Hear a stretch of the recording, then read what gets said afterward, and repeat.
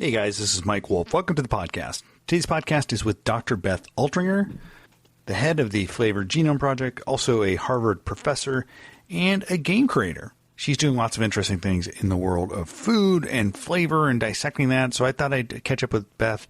We got introduced to some mutual friends and just a really interesting conversation. So I hope you enjoy it. As always, you can find more podcasts at The Spoon. We're also available. The podcast is also available on Spotify, as well as where you get your podcasts, Apple Podcasts, other usual suspects.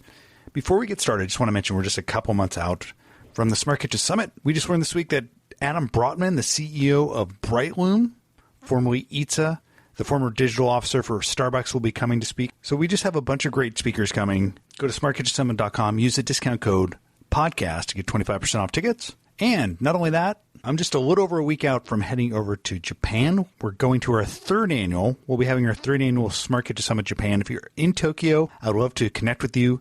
I'm there from August 4th to the 12th. Just reach out to me through the Spoon. We're hopefully going to be reporting a lot of stories from Japan as well. So looking forward to that. That's it for now, folks. Let's get to the podcast. Hey, well, I'm really excited to have Dr. Beth Altringer on the podcast today. How you doing, Beth? I'm doing great. How are you? Good. You are doing lots of interesting things. You are an entrepreneur. You're also a professor at just this little university I don't think anyone's heard of. I think it's called Harvard? Yeah. Yeah. And I just learned about you through a mutual friend, and I just, thought I have to talk to Beth because you're doing these things. You're working on this thing called the Flavor Genome Project. You have a game called the Chef League. But before we get into any of that, I want to kind of hear a little bit about your path and how you got into food and food innovation. Oh gosh, yeah. So, my field is product design, but in grad school, I went to Cambridge University, and they have this very competitive wine tasting organization, and I just thought it was interesting. This is a blind tasting training organization. By the way, I feel like so many ideas start with wine drinking. I guess I'm not surprised. Totally. And so I was just going to this club, and then eventually they had the tasting, like the tryouts, and I was like, "What's that about?" And I tried out for the team. I made the bottom of the team. There's like a ruthless match with Oxford, but that was where our training started. And so the bottom of the team, you weren't the best wine taster. You're just like no, I was the worst of the people who made the team. I was the reservist. So that's when if somebody gets a cold. But you're like on the bench, but then the real training started, and then the winners of that competition compete internationally. You get to go to competitions in France and whatnot. But I learned a lot from it, and it stuck with me. So you learned to love this idea of tasting flavors, and it kind of sparked something in your head. Yeah, totally. I mean, the idea that the story of what a wine is and where it was grown, and that, the sugar and alcohol content would be higher if it's on a sunny side of the same hill than if it's on the other side, it just kind of blew my mind. And I didn't really want to become a chef or a sommelier. I didn't really see a career in food, but it just made me really curious to learn more about a lot of different other types of food. And by training, and I think this is where you have your PhD, is in product design, right? So while you fell in love with this idea of like flavors and what went into them, you were also building and kind of building a career around product design. Yeah, absolutely. And I've worked on a lot of different types of products. And I think maybe what happened is I got to the point where I felt confident, I think, pursuing some of my own interests, combining product design and flavor, where I didn't really know how I'd make that work before. And at some point, you decided, you became a professor at Harvard, but you also were practicing basically in the commerce side and working, and you started a company. And talk a little bit about the origin story of the Flavor Genome Project. Oh, yeah. I mean, it's directly related. So first, my wine knowledge was atrophying. and so I wanted to basically create a database, like an interactive database that preserved what I knew and kept it up to date because I didn't really have the time to do that.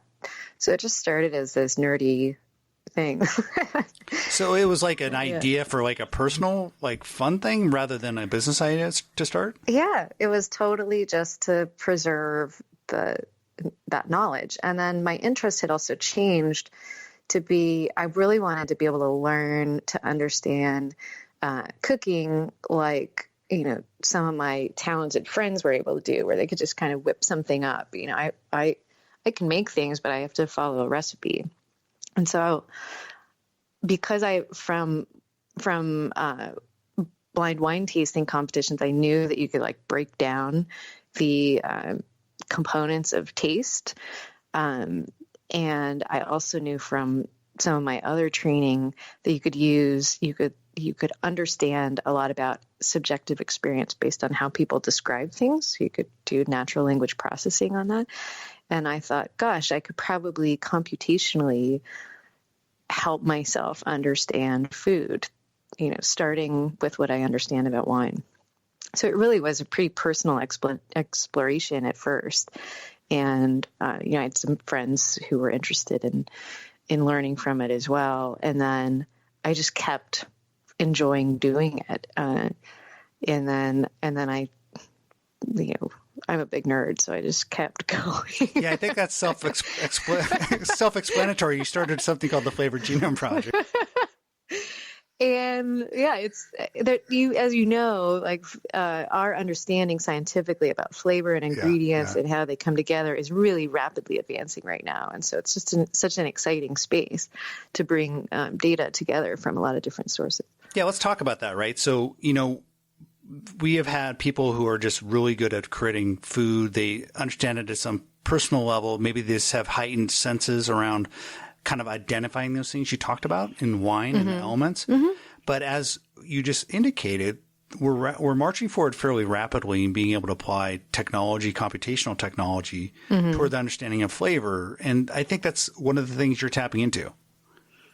Yeah, absolutely. But I'm also, not in a way that is separate from human taste, right? And the human taste perception of flavor. But I want to bring those two things together. Yeah. And when you say you want to bring those together, is it identifying how the person describes the flavor and the components, and then being able to put that into some sort of data set that we can then use? The long-term goal is to develop new ways to automatically understand flavor based on what we understand scientifically about it, based on what we can learn from how people talk about it, both novices and experts, and then use, different methods to identify patterns that are kind of like new data-driven genres of flavor, right? Right now we organize flavor by like, Italian food or Greek food. Like those actually don't really make a lot of sense. Like if we could organize it based on, regional patterns, acidity preferences, there's all kinds of things that we could be doing that would be smarter approaches to grouping what people like and how they perceive even the same dish. When you talk about the Flavor Genome Project, what is it, and how are people going to use it, for example, in product development? Yeah, I mean, it's very, it's experimental research software at this point. So what I would like to do is connect, what we're learning in flavor science to how people experience flavor. And flavor is actually really complicated in terms of human experience. Not only do you have some genetic differences in perception, but you also have taste preference differences, and those are linked to emotions, to culture, to history. It's a very complicated space. So instead of trying to answer, what is the right thing to serve you right now, what we're doing is just combining a lot of different types of data to make better guesses. And would that ultimately help, say, CPG product companies develop a flavor that's more highly tailored towards like a certain subset or kind of a demographic, et cetera, based on what you've learned from the data? Yeah, I mean, I think there are a lot of things that we could ultimately do with this. This is why it's pretty experimental at this stage. But yeah, I think you could use it for product development. I personally am very interested in more kind of naturally driven products than synthetically driven products. And so I'm interested in how we could develop new flavors that are also, relatively healthy. And the other side of it is how can we help consumers make choices that will, be a little bit more likely to lead them to what they would find delightful, while also meeting some of the other goals that they might have that are not really, delight driven, like nutrition driven goals. So in the labs, but also at the practitioner and at the kitchen level, both maybe from a company standpoint, but even a consumer standpoint, knowing like if they have a flavor profile or certain aspects they like, you can maybe kind of point them in the right direction in creating something different than they've experienced before. Yeah, absolutely. And I think that, so I'm very consumer driven in terms of that perspective, but I think a lot of us, I was listening to an earlier podcast of yours, and someone said, I can't remember the exact phrase, but it was something like, people struggle to name 10 recipes. And that we tend to eat the same things over and over again. We tend to choose based on familiarity. And I think that's partially because we don't really have something that is the equivalent of flavor literacy, right? Like we consume flavor all the time, but we don't have educational feedback loops around it. So you don't really learn the equivalent of reading and writing in flavor, if that makes sense. And I think that if we could help people understand in a really accessible way how flavors interact, and maybe like if you like guacamole, well, guacamole is kind of a certain combination of fattiness and acidity and texture. And if you like that, you probably, if you eat fish, would like ceviche as long as you don't mind a little bit of a runny texture, right? Like we could organize and serve options to you based on some of those preferences.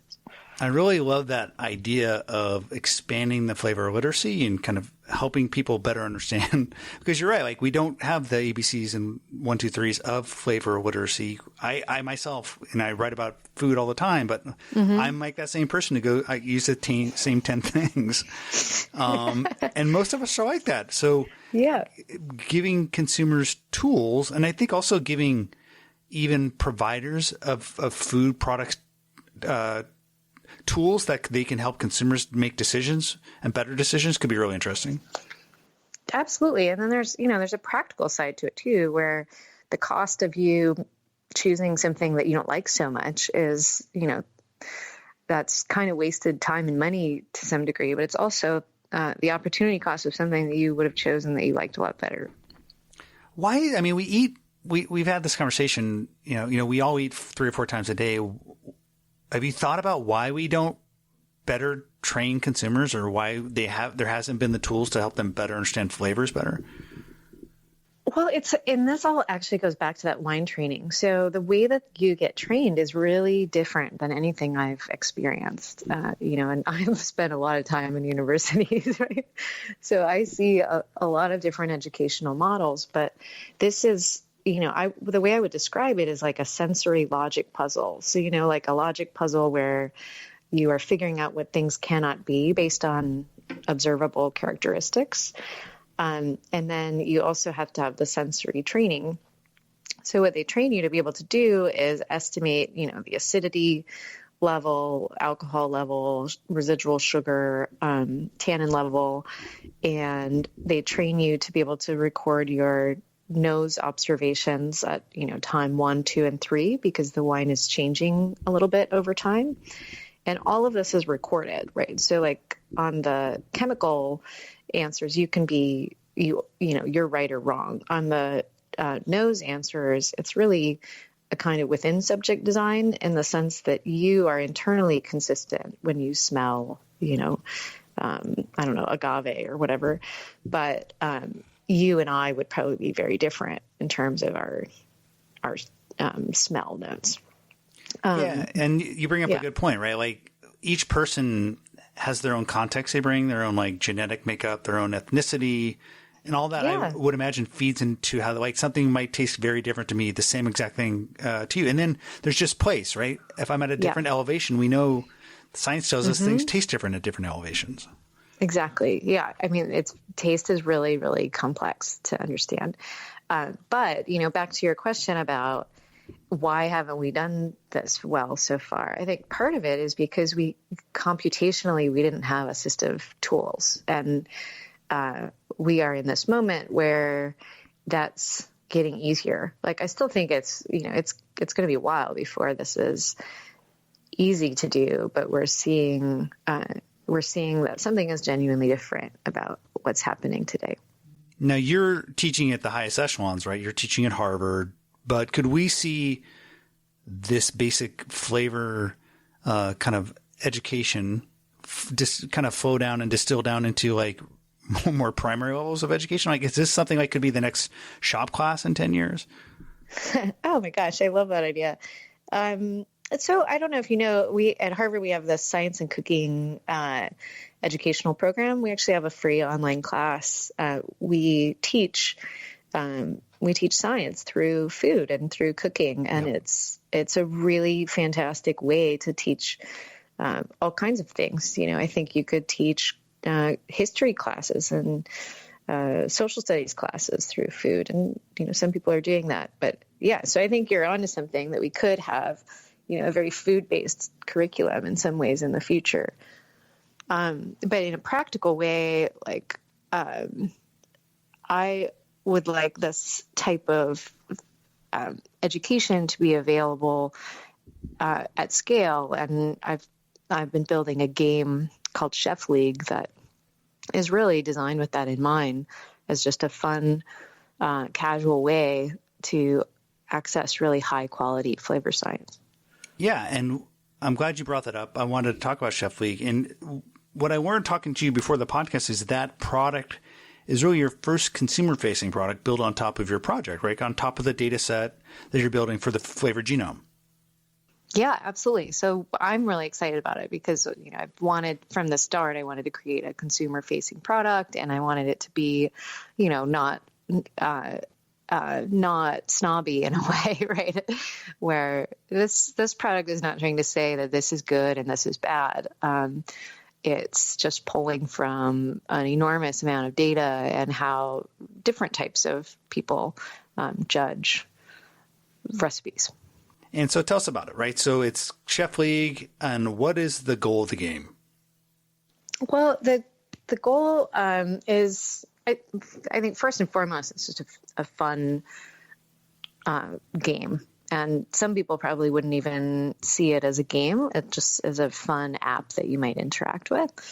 But, the main reason that you would play this is because you want to learn to be able to invent recipes, improvise recipes, do what, the type of prototyping for flavor that a chef can do in their head, or that, I think we all have that friend who can whip up anything from, so-called nothing in the cupboards, right? And the game is really designed to just be a fun way to do that. So you get these challenges, and it's like, this tuna steak is a day old. What can you do with it? And you're competing against two other players to make the tuna steak as delicious as possible.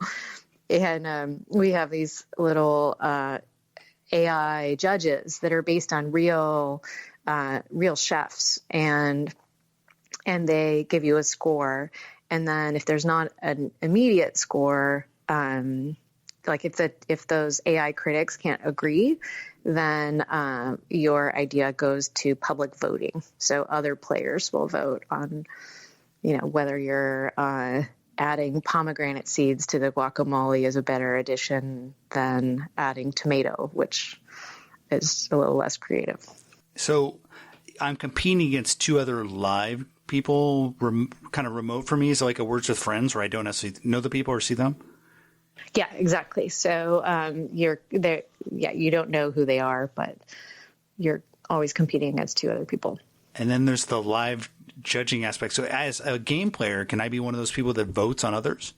Yeah, absolutely. You have to be, actually. There's in order to earn tokens to enter the recipe challenges, you have to do a certain amount of voting. And so this is your first game. It's your first product. And what else is on the roadmap? Do you have other ideas?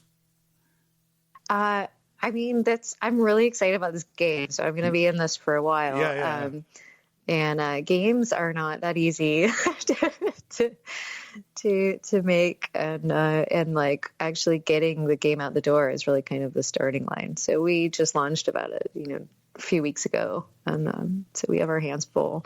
But what's pretty exciting is like we're just going to keep pushing boundaries with, the game is one product. Obviously, I hope it's successful.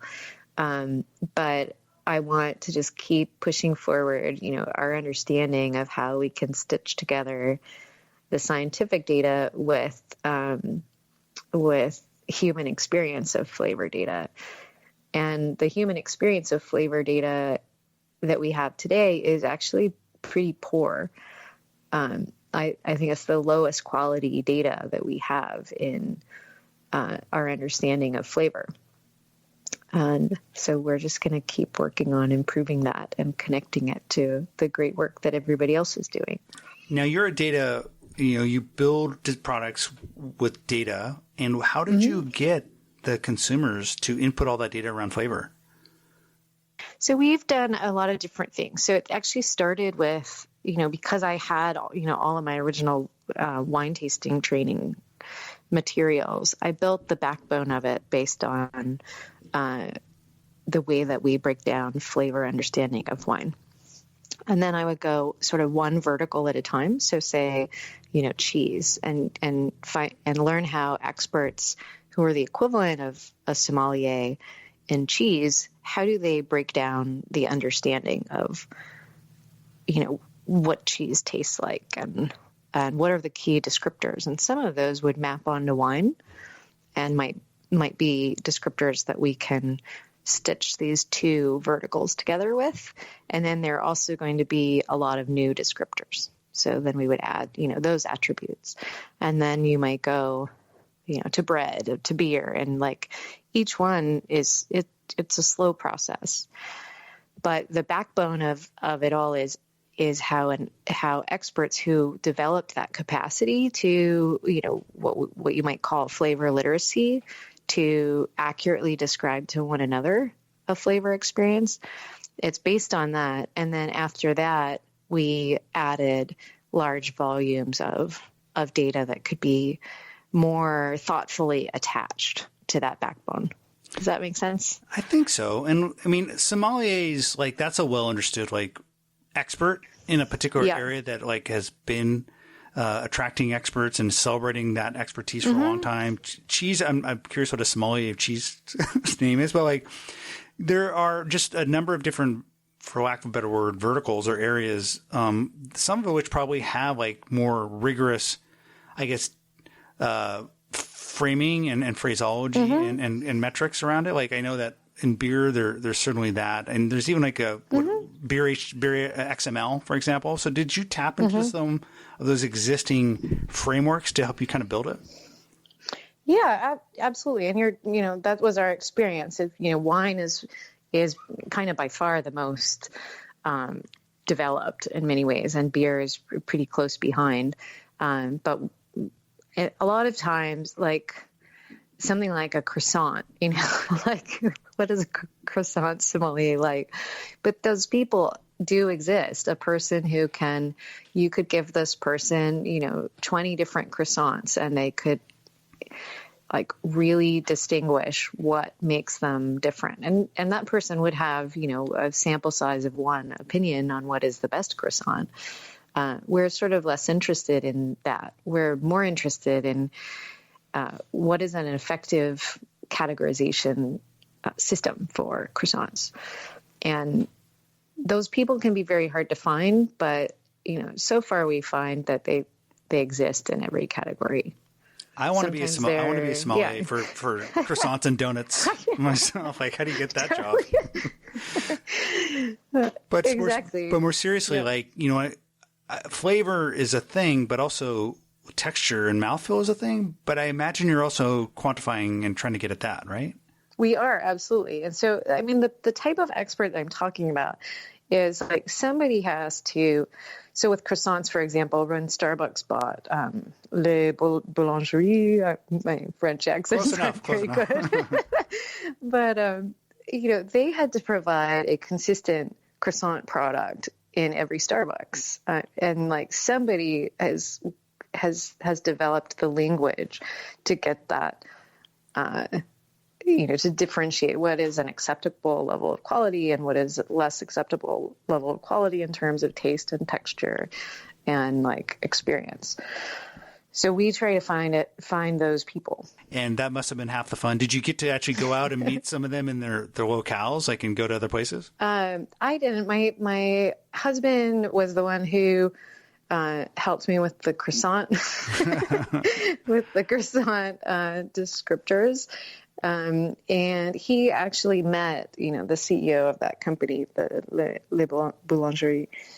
And a little fun side note, he said that one of the key factors in croissant quality across America was how much pride the person making the croissant took in their work, which is just like a fun detail. So you could somehow actually taste that. That's interesting. Yeah. How do you quantify that? It's fascinating. Yeah, we didn't put that in our framework, but I think it's interesting. And I think I would love for all of us to, kind of take more pride in our flavor choices.